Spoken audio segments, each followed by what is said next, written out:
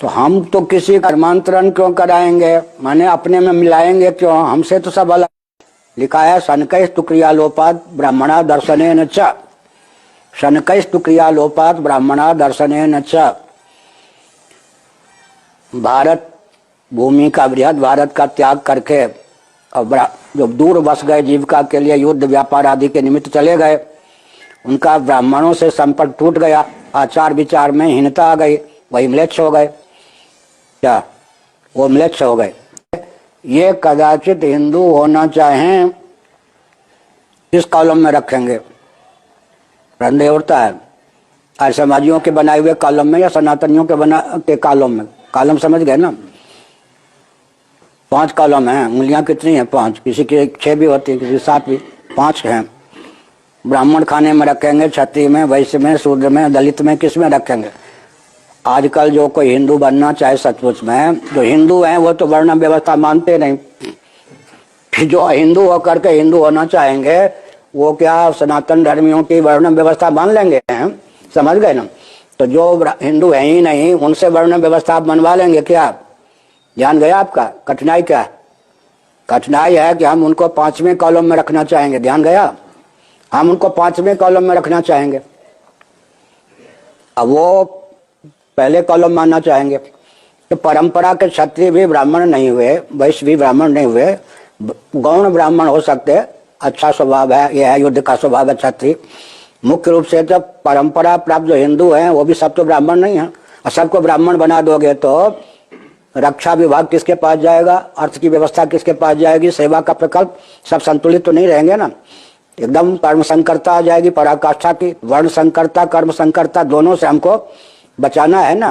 श्री नृत्य गोपाल दास जी महाभाग ने मुझको कई साल पहले वृंदावन में कहा था, 24 साल पहले, 23 साल पहले, कि आप जो है रोटी की मर्यादा न माने हिंदू, ये कह दीजिए। हमने कहा आगे क्या होगा मालूम है? कहिए क्या होगा? हमने कहा फिर बेटी की मर्यादा टूटे बिना नहीं रहेगी। फिर एक बार 2-3 साल बाद घटना घट गई, उनके कोई कुलीन व्यक्ति की बेटी आदि ने कहीं और शादी कर लिया बेटे ने। हमसे आके कहा, हमने समझ में आ गई ना बात, उसने पहले रोटी की मर्यादा भंग की होगी, तो बेटी की ऊपर की रोटी में सबका अधिकार, ऊपर की बेटी में किसी का अधिकार नहीं। यही तो रोटी बेटी की मर्यादा है ना। हमने कहा कि वो जब आएंगे, अब समस्या यह होगी कि उनको किस कॉलम में रखें। इसलिए फिर हमने एक मन में मार्ग निकाल के रखा है। जैसे भारतेंदु हरिश्चंद्र थे ना, हिंदू शब्द, तो जो आजकल वर्ण व्यवस्था नहीं मानते और हिंदू होना चाहते हैं, हिंदू से हिंदू होना चाहते हैं, उनके नाम के आगे हिंदू लगा दो। हिंदू भारतेंदु की तरह से, स्त्री हो या पुरुष, और जहां से आए हैं आपस में रोटी बेटी का संबंध रखे। अब हिंदू कौन रह गया?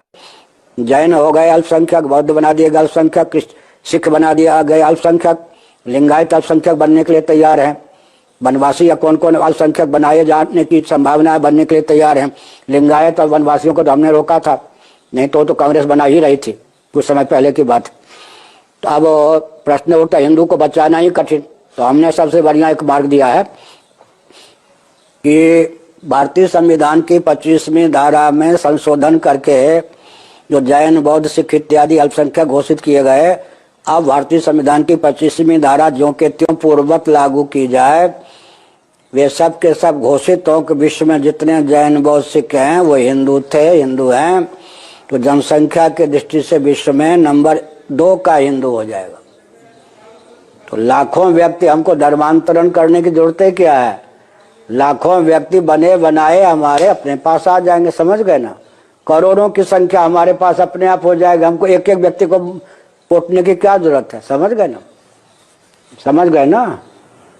जितने जैन, बौद्ध, सिख अपने आप को कहते हैं पूरे विश्व में, भारतीय संविधान की 25वीं धारा को पूर्ववत क्रियान्वित करने पर जनसंख्या की दृष्टि से हम पूरे विश्व में 1 नंबर के हो जाएंगे। हमको दो व्यक्ति को, 2 मुल्ला को, 2 क्रिश्चियन को हिंदू बनाने की क्या जरूरत पड़ेगी? हमारी संख्या इतनी है विश्व में कि हम नंबर 1 के नहीं तो 2 के तो हो ही जाएंगे। समझ गए? ठीक। महत्वपूर्ण बात मैं आप लोगों को बताना चाहता हूं। लिंगायत मिशनरी धर्म है। किसी भी जाति का आदमी लिंगायत धर्म की दीक्षा ले सकता है। पहले भी लिया, आज भी ले सकता है। ब्राह्मण धर्म की कोई आदमी दीक्षा ले सकता है? दीक्षा लेकर कोई ब्राह्मण बन सकता है? आप लोगों को मौलिक बात बताना चाहता हूं कि कोई आदमी दीक्षा लेकर, कोई आदमी धर्म परिवर्तन करके कोई आदमी ब्राह्मण बन सकता है? ऐलानिया कहता हूं। लिंगायत बन सकता है, मुसलमान बन सकता है, ईसाई बन सकता है, बुद्धिस्ट बन सकता है, जैन बन सकता है। क्योंकि ब्राह्मण धर्म जो है ये मिशनरी धर्म नहीं है, ये रेशियल डिस्क्रिमिनेशन मानने वाला धर्म है। रेस जो है, जो लोग रेस के सिद्धांत को मानते हैं वो जन्म आधारित सिद्धांत को मानते हैं कि हम जन्म से श्रेष्ठ हैं, इसका मतलब है रेशियल सिद्धांत मानते हैं। और अगर जन्म से श्रेष्ठता सिद्ध होती है तो उसके धर्म में दूसरा कोई भी आदमी प्रवेश नहीं कर सकता। मुसलमान प्रचार करके दूसरे आदमी को मुसलमान बना सकता है, ईसाई प्रचार करके बना सकता है, बुद्धिस्ट प्रचार करके बना सकता है, जैन प्रचार करके बना सकता है, सिखिज्म प्रचार करके बना सकता है। क्यों बना सकता है? क्योंकि इनके धर्म में मसावात है, समानता है। वो कह सकते हैं कि आप हमारे धर्म में आ जाओ तो आपको समानता मिलेगी। ब्राह्मण के धर्म में समानता नहीं है, ब्राह्मण के धर्म में समानता नहीं है। क्या ब्राह्मण अगर समानता नहीं है, यह वजह है वो किसी को ब्राह्मण धर्म का अनुयायी नहीं बना सकता। ब्राह्मण अपने धर्म में दूसरों को नहीं ला सकता। कैसे लाएगा? कैसे लाएगा? क्या वो एससी के पास, एसटी के पास, ओबीसी के पास जाएगा और ये कहेगा कि शेड्यूल कास्ट के लोगों आ जाओ, हम तुमको हमारे धर्म में अछूत का दर्जा देंगे, तुमको हम छुएंगे नहीं, आ जाओ, ऐसा कहेंगे? आदिवासी लोगों को क्या वो कहेंगे, अभी आदिवासी लोगों आ जाओ, ब्राह्मण धर्म में तुम लोगों को हम जंगली बनाकर रखेंगे, आ जाओ, आएंगे? ओबीसी को बोलेंगे अरे भाई आ जाओ, तुम लोग आ जाओ, तुमको हम वर्ण व्यवस्था में शूद्र बनाएंगे, तुमको नीच बनाएंगे और तुमको 3 वर्ण की सेवा करने की जिम्मेदारी देंगे और सेवा के बदले में तुमको कुछ भी हमको मांगना नहीं है, मुफ्त में सेवा करना है। कोई बनेगा? कोई बनने वाला नहीं है। लिंगायत में बन सकता है, ब्राह्मण धर्म में कोई नहीं बन सकता। तो ये जो हिंदू धर्म शब्द प्रयोग आया है, ये देशी शब्द नहीं है, विदेशी शब्द है। ये यहां का शब्द नहीं, विदेशी शब्द है। और ये ऐलानिया मैं कहता हूं, और कोई भी ब्राह्मण मेरे साथ में सारे देश भर में बहस करने के लिए आ सकता है। आज तक तो नहीं आया। पुलिस स्टेशन में जाता है मेरे खिलाफ बात करने के लिए, अरे मैं कहता हूं तुम अपने को पंडित कहते हो, तुम अपने को विद्वान कहते हो, मेरी चर्चा को आ जाओ भाई। तुम अपने को पंडित कहते हो, 1000 किताबें पढ़ी कहते हो, मेरे साथ बहस करने के लिए क्यों नहीं आते हो? बहस करो। नहीं, बहस करने के लिए नहीं आते, पुलिस स्टेशन में जाते। अरे तुम अगर लोकतंत्र को मानते हो, संविधान को मानते हो, अगर मानते हो तो आमने सामने बहस करने के लिए आ जाओ। और सारे देश भर में चुनौती देकर मैं कह रहा हूं, हर राज्य में जाकर आ जाओ, बहस करते हैं। बहस करने के लिए तो कोई आता नहीं है। क्यों नहीं आता? वो आपस में सलाह करते हैं, बोलते साला बदमाशी का वामन में शाम को पता चल गया है।